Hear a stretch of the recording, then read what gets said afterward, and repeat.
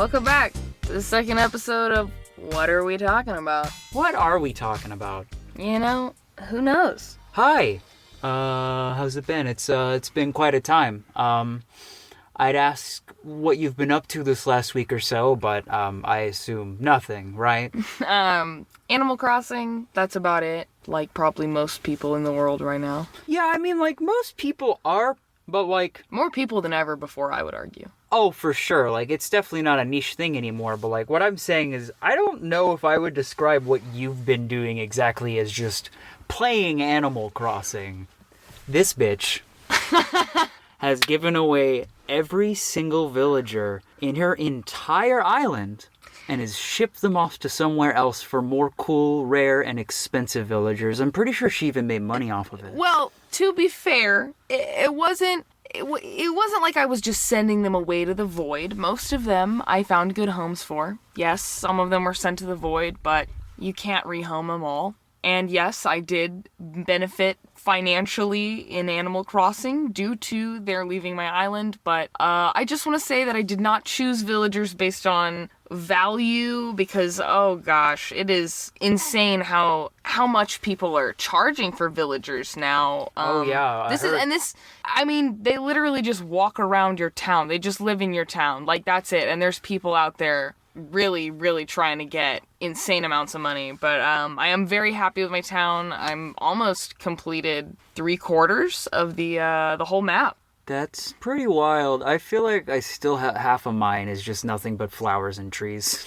I don't know what to say. I mean, I wanted a more nature-y style locale for my vacay of the cinch. But, you know, I don't know if I'd be willing to pay 12 Nook Mile tickets or like, probably like something more like 3 gold pieces, some more like shit like that for like Raymond. Oh, you think that it's that low? No, he's going for upwards of 100 Nook Mile tickets right now. It's insane. 100 Specifically Raymond, yes. 100 Nook Miles? I don't get it. Yeah, I had him, and I actually traded him for a different cat villager, and I know people would probably think that's crazy that I just traded him fair and square for a villager that isn't as well-liked, but what can I say? I have an affinity for Kabuki the theater cat. It's just, it's great to have so many different villagers. Everyone can find somebody they like, you know, there's a personality type that, you know, really represents every different type of person for sure, I guess. My favorite's the snooty and the smug villagers, personally. Yeah, no. It's a weird thing, but I don't know. I don't think I'm horny enough for Raymond, as the internet is, to spend that much money. No, and I mean, he's an okay villager. As somebody that had him on my island for several weeks, he was an okay villager, but he has in no way given me the same joy and just fun and tomfoolery that Kabuki the theater cat has. I mean, I gotta say, I do enjoy him. I kind of missed out on getting him moved in because the day that he was in my camp, I spent a long ass time, like, talking to him and shit. You gotta keep going. You gotta stand there and just talk to him till he breaks. And honestly, usually I get to the point where if I ask them enough and I haven't, like, been able to match the card, they'll literally just be like, oh, wow, you really want me to move in. Okay, I'll just fucking call Tom Nook right now, bitch. What are we talking about? You've been talking up this thing that we're bringing in this time.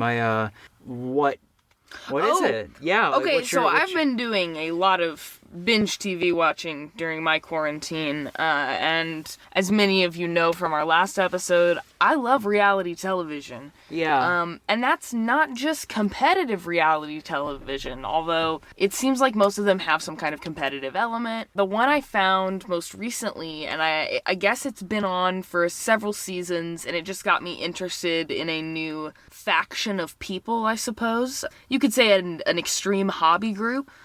Yeah, I guess you could say that. Collection of words. It's called Doomsday Preppers.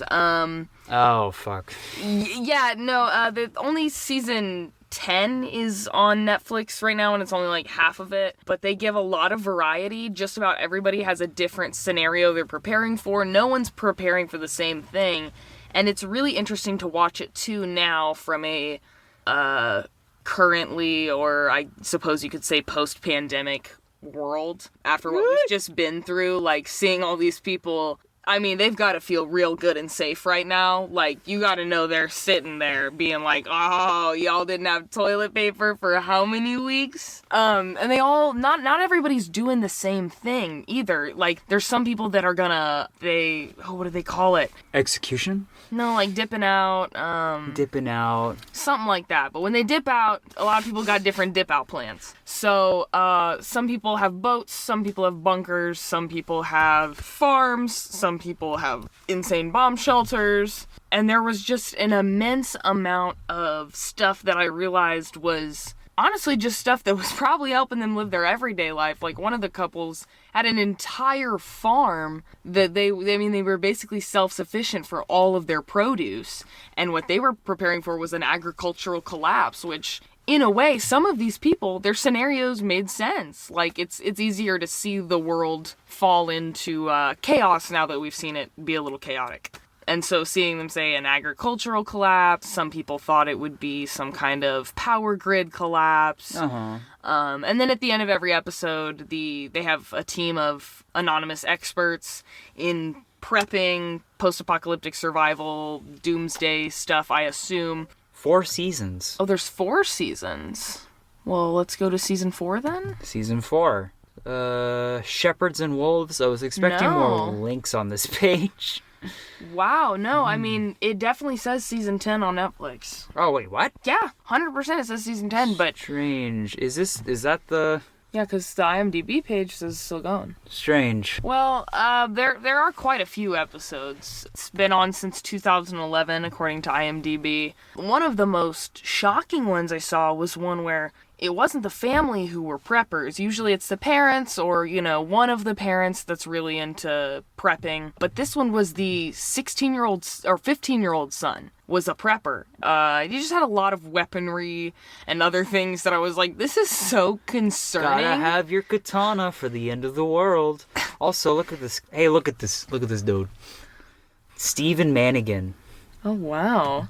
Cambridge Law graduate. Look at those 2 little caterpillars. Man. Interesting. What did he do?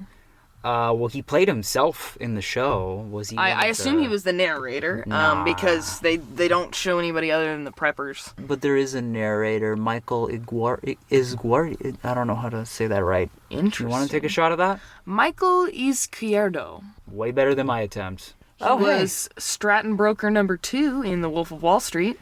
So he's really definitely already had a big breakout role. He was apparently in Eddie Murphy's movie Meet Dave. He was Makeout Guy. Makeout Guy. I have a lot of questions about that role. I don't believe I'm familiar with this movie.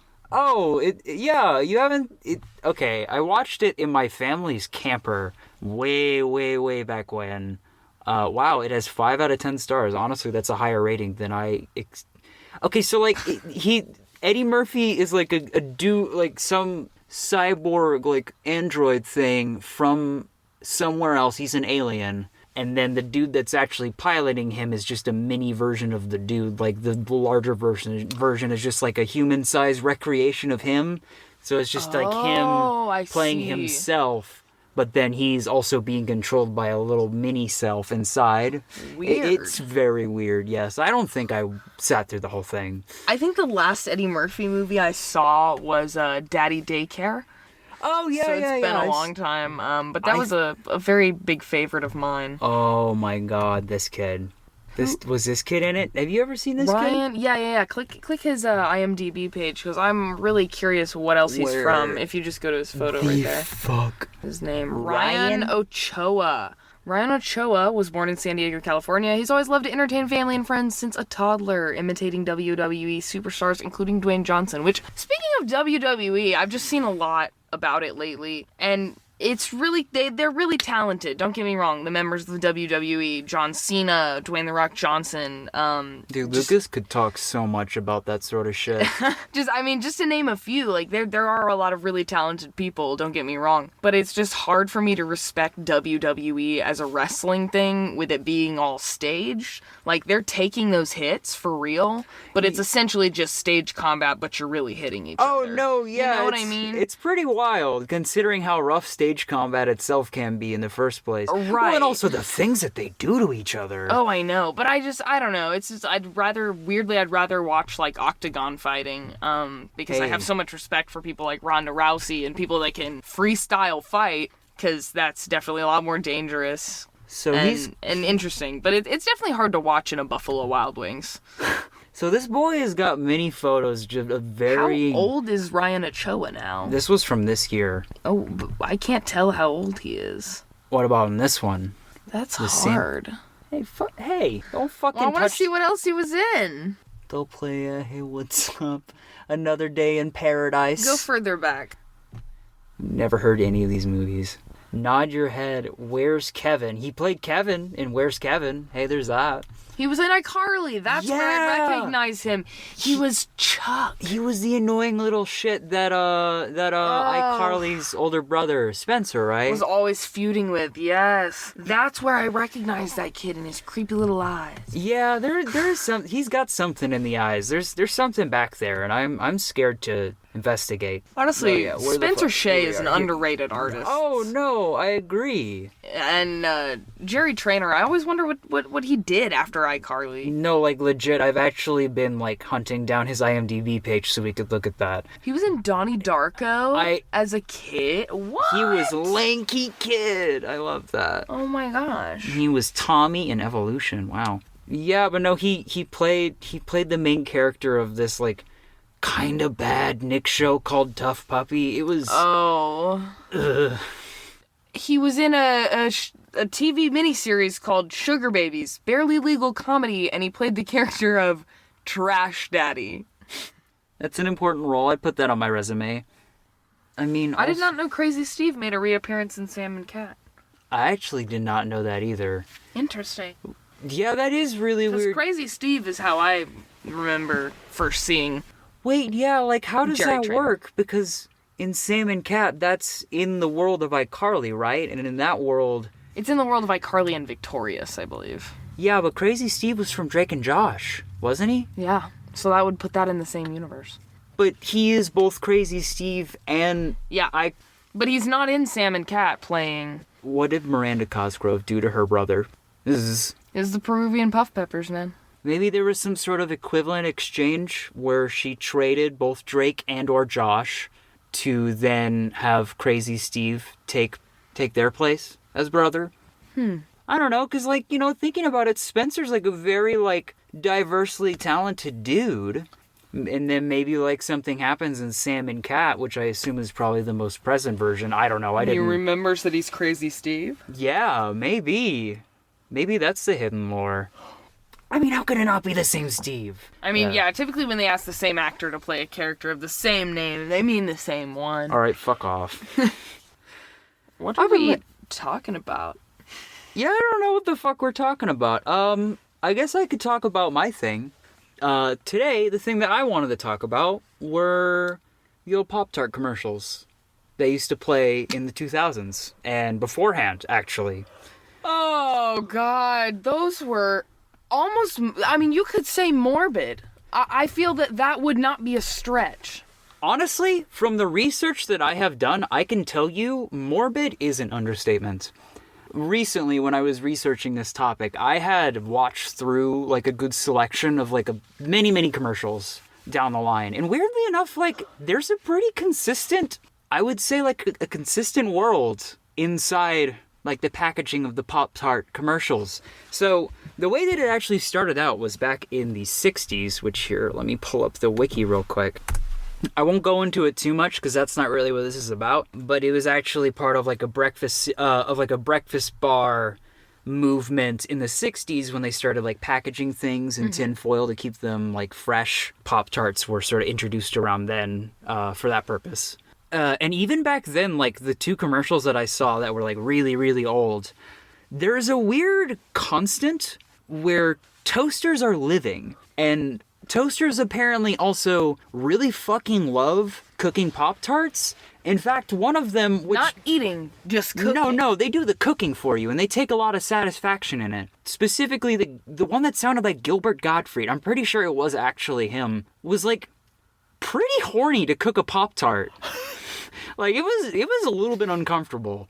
And you didn't find the people and their creepy eyes uncomfortable watching the Pop-Tart be lured to its fiery death? They were most, like... Oh, how do I put this? The Pop-Tarts weren't, like, sentient. They were just, like, a creation. And then the toaster, it was more about, like, the toaster being like, hey, please use me. Like, there's a lot of stuff about, like... Feed me, Seymour, feed me now! Well, they were, like, talking about dumping the toaster off at the scrapyard and, like, getting a new one because, like, he's old and no one uses him. Because he has a Pop-Tart addiction? Well, no, because Pop-Tarts hadn't come along yet and no one wanted to use a toaster. But now that they're around...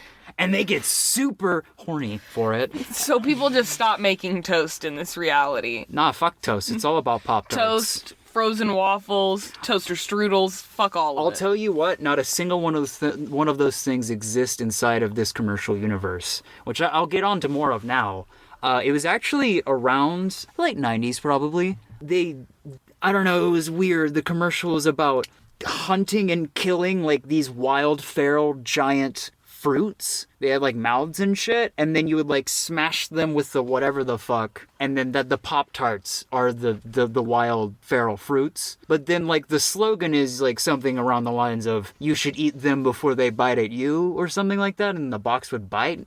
So it's almost like mankind gave Pop-Tarts sentience by fusing them with other creations to make them tastier. But also, what marketing executive was like, I think the right direction for our Pop-Tart campaign is strictly fear. We want people to eat the Pop-Tarts so that the Pop-Tarts don't eat them. And everyone went, yeah, that's fucking delicious. Exactly. I mean, yeah, that's exactly what happened. But, so it's interesting, like, actually in the timeline of Pop-Tarts, there is a point before and then after they gain almost like more of like an animalistic sentience. And then after that line of commercials, it wasn't very long, there started the main one that I wanted to talk about, the animation one that you'd see, right. Which, like, well, I guess the morbid thing you were talking about, it was always so strange to me, because, like, I always felt like the Pop-Tarts didn't really, like, deserve the fates that they tamed, usually inside of a toaster. Going back and watching through them, like, every single Pop-Tart that was pictured in all of those commercials, first of all, they 100%, like, understand who they are, have personalities, have sentience. They are people. They like, move and shake and, like, breathe and have homes and cars and shit and friends. But then... So, like, Cheez-Its. Yeah, kind of like Cheez-Its. But the weird thing... Not only were humans after the Pop-Tarts, there were many commercials where there was actually a poodle that would trick them a lot and had a very deep voice. He made me kind of uncomfortable. And then there was also a lizard. I don't know where the poodle came from, but there was one specific... It was a weird one. It must have been the first one. A man conjured a Pop-Tart genie out of his toaster. The 2 things that he wished for was a tap-dancing lizard that could sing. And that thus created that lizard that was then pictured in other Pop-Tart commercials, like seducing or tricking and then trapping and eating Pop-Tarts alongside the humans. And he was cool. That's whatever. But then the second thing he wished for was like an unlimited supply of Pop-Tarts. Then he didn't wish for a third thing. And that was like the whole thing. I don't really understand where Pop-Tart So he's Genie... just keeping Pop-Tart Genie as a slave. I don't know, it's strange. Like, does that mean that a Pop-Tart would have a soul? Or are Pop-Tarts more magical creations? I don't understand I what guess they're it going depends for. on what you think about humans. Because according to the commercials, Pop-Tarts are just like humans. It's just they don't have organs. Yeah, I don't know. See, now this makes me think, do the M&Ms know that they exist solely so people will continue to eat the M&Ms? Eat their people? You know, that's a really good question. Like, does Green M&M know that she's the sexy M&M? Or does she just think, I'm out on the town. girl, I sound like Vanessa Williams, and I am here to slay. And take your man, sis. Or does she sit at home and think, people only want me for my chocolatey insides. People literally want to murder me. I've seen multiple commercials of that M&M stuff recently, red and yellow, like on the business side of things, and like talking to people like they are in a commercial. I believe red and yellow are sentient, for sure. They've been around long enough, but the other colors... Do they know? I feel like red and yellow are the ones always pictured doing everything and setting everything up. And like I feel like they're the marketers. Like they feel like the people on the top that are like, you know, pushing this whole M&M brand. Like, do these guys are like, I wonder like how involved the other M&Ms are, because I mean, like, well, obviously, I don't think they could have let the yellow M&M get that involved, because he's kind of a dipshit. So whoever let him make any business decisions or have any leeway should never have done that. Well, it's a yin and yang thing. I mean, like... Oh, and red M&M is smart? I mean, he's at least smart. He's full of himself. He is full of himself. Well, I mean, I feel like that's why you... Just like Raphael in the Ninja Turtles. Listen, yellow is there. His dull personality helps, I feel, bring down the fullness of red. I don't know, like, I feel like they exist as a purposeful yin and yang by whatever created them, okay? I hate this! Oh my god! I'm gonna take a sip of my fucking drink. Oh, can you grab mine up there? This room is definitely not way too hot, but it's not great. I find it ironic that we're in a closet right now. All things considered, yeah. Wow. Feels like high school. Dude, fuck high school. Ugh. I don't even want to get into that right now. That's for an episode of What Are We Not Talking About? What are we not wanting to talk about? What the fuck? I hate this touch. I'm trying to think of other sentient foods from commercials. Oh, the Pillsbury Doughboy. All right. Will he eventually rot? Yeah, wait, is it ever really specifically stated what he's made of? I guess Doughboy, he's made of dough. But what kind of dough? Because he certainly doesn't look like a Pillsbury biscuit. You know, I have a theory, and I don't think you're gonna like it. Oh. So the Pillsbury Doughboy, he usually shows up, like, when the container is open, right? Well, no, he'll usually, like, bring one to you. I don't know, like, it goes back and forth, but he is definitely pictured a lot, like, during and after the cooking of it. Right, and it says here, the copywriter, Carol H. Williams, imagined a living doughboy popping out of a Pillsbury Crescent Rolls can and wrote the campaign, "Say hello to poppin' fresh dough." That's alarming to me. I don't want to eat dough that reminds me of the flesh of a small boy.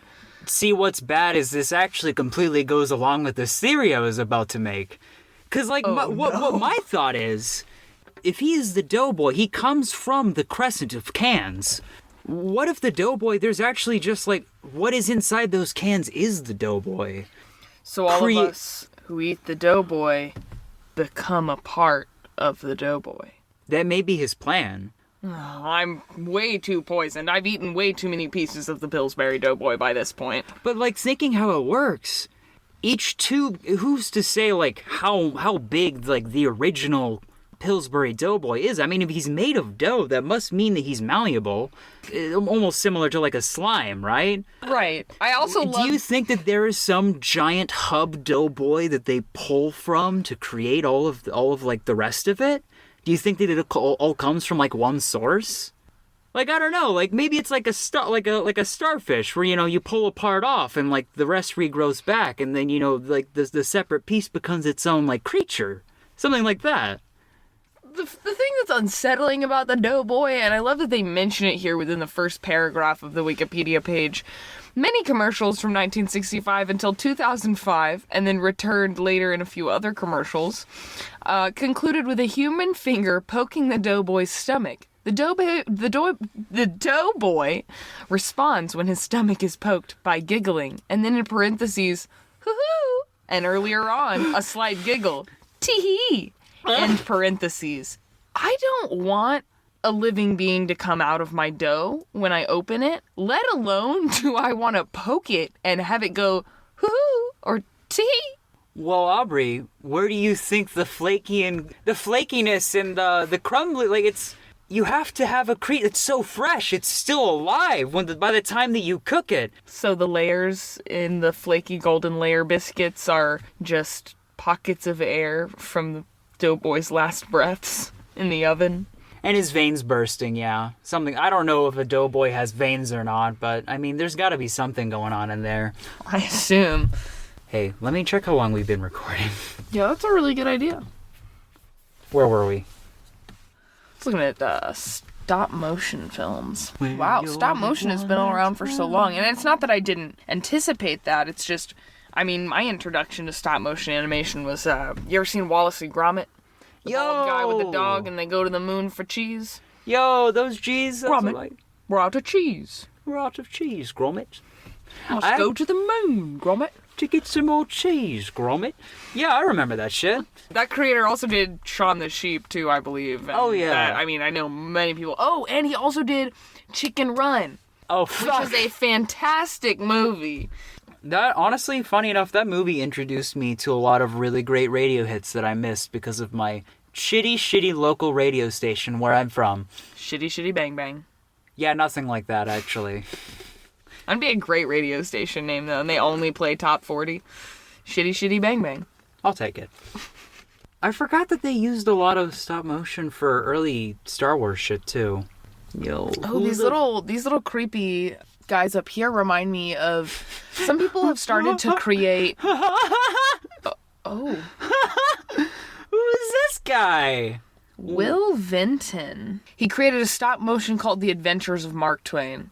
First off, that's a terrible theme or topic for your stop motion animation film. You could easily do that with people and it still wouldn't be interesting. You can roast me all you want for hating on American beloved author Mark Twain, but I mean, I think we've moved on. I mean, he doesn't look like he has, though. I mean, do you think that he grew that mustache so he could look more like Mark Twain? Because that's quite a gray caterpillar there. He grew it to play Mark Twain, and they were like, no, maybe you should just do stop motion?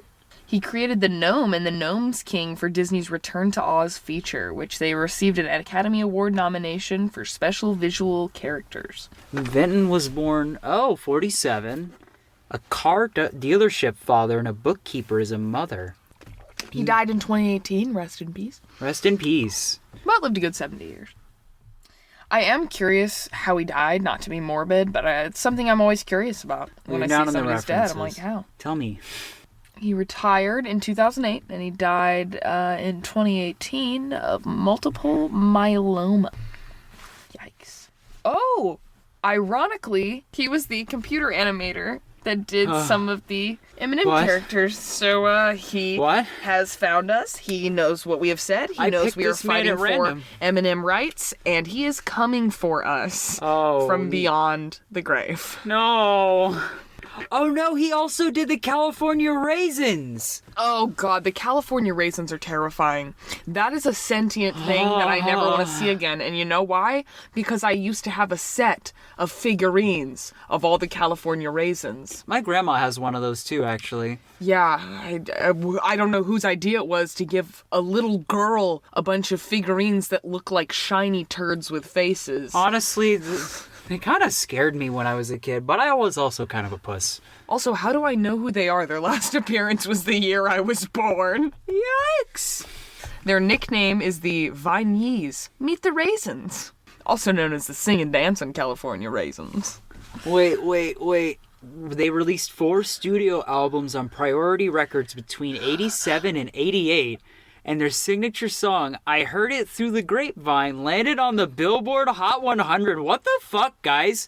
Hey guys, what the fuck? November 4th, 1988, CBS aired a primetime television special called Meet the Raisins. The musical mockumentary was again created by Vinton Studios and was nominated for a Primetime Emmy Award. Oh, and just so we're all clear, this movie also gave some of the California Raisins names. AC, the vocalist, Bebop on drums, Stretch on bass, and Red, guitar and piano. I probably didn't live long enough to see it, but do you think Bebop would have really dug the show Cowboy Bebop? No, I think he would have hated it personally. I think he would honestly be like, what the hell? What is this? Are they in space? They're flying around. I don't understand, and I don't want to understand. I just want to sing with all my raisin brothers. I'm a goddamn raisin. What the fuck do I gotta do with space? My dad's father went to see the first Star Wars movie with him, and when he did, they came out of the theater, and my grandpa turns to my father and says, "What the hell did we just watch?" And that's my favorite quote from my deceased grandfather. So are you saying that when you think of the California Raisins, do you think of your grandfather then? I think the California Raisins and my grandfather would feel the same way about sci-fi films. Or sci-fi anime. You probably got a good point. From the same era. God, Meet the Raisins. I gotta see the photo. Oh, look at that. Honestly, that would, I mean, this is some future content I feel we could make. We could make a commentary video with us watching Meet the Raisins. I think that would be awful, and we should definitely do it. I mean, it was nominated for a Primetime Emmy Award. I think it's worthy. Yeah, what was it? You know what? I'm gonna look it up on IMDb. Who was in the California Raisins movie, Meet the Raisins? We about to fucking find out.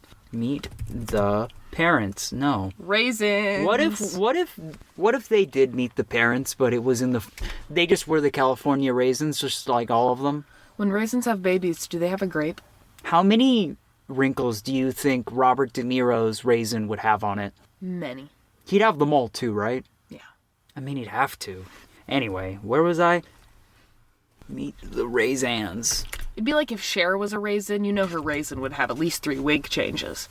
You know, actually, you reminded me. There was a thing that I actually heard Griffin McElroy talk about recently. About, like, looking up the song that was on the top of the billboards. I guess, like, the year / like month of your birth. It was supposed to. Oh wait, no, not your birth. It was your 12th birthday. Oh yeah. I gotta look mine up again. It was interesting. It was actually something by Madonna. Let's see what we got here. Number 1 song was "Not Afraid" by Eminem, and you know what? I bet you I still know all the words to that song. It's okay. There you go. Hold it in front of your face. Hide those explosives. Where the fuck were we? Meet the Raisins. Oh, yeah. Who was in it?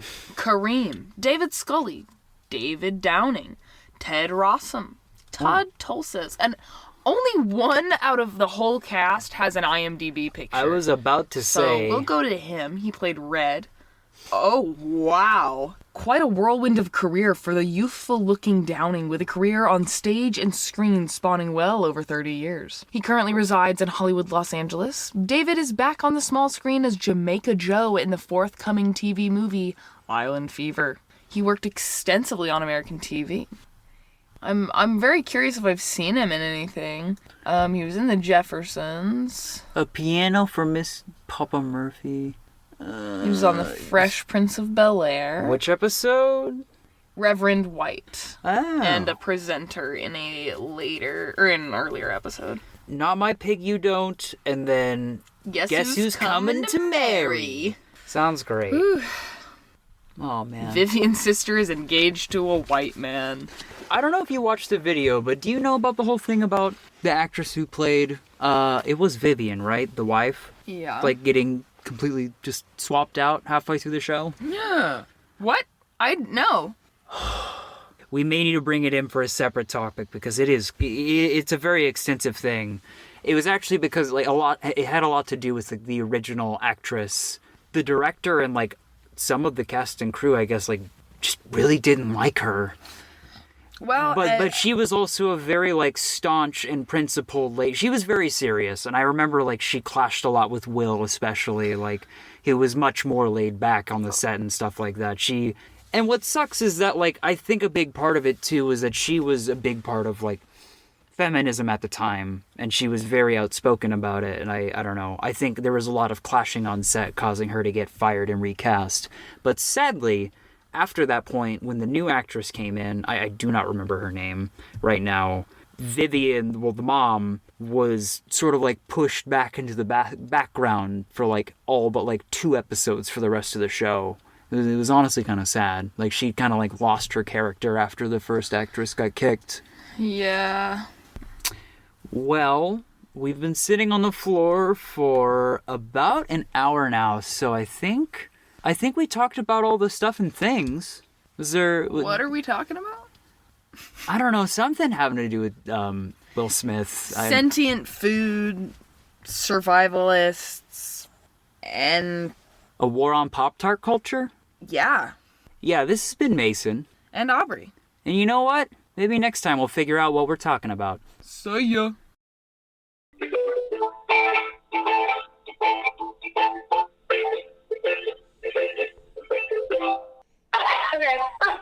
Okay, I'll go. Oh, what about this one, though? Christmas Carol? Oh, wow. I want to see the one where he's in the nurse outfit. Oh, yeah. Nurse outfit? What's up? That's a sailor outfit. Oh, yeah, never This little mind. Part 8 JoJo looking ass boy.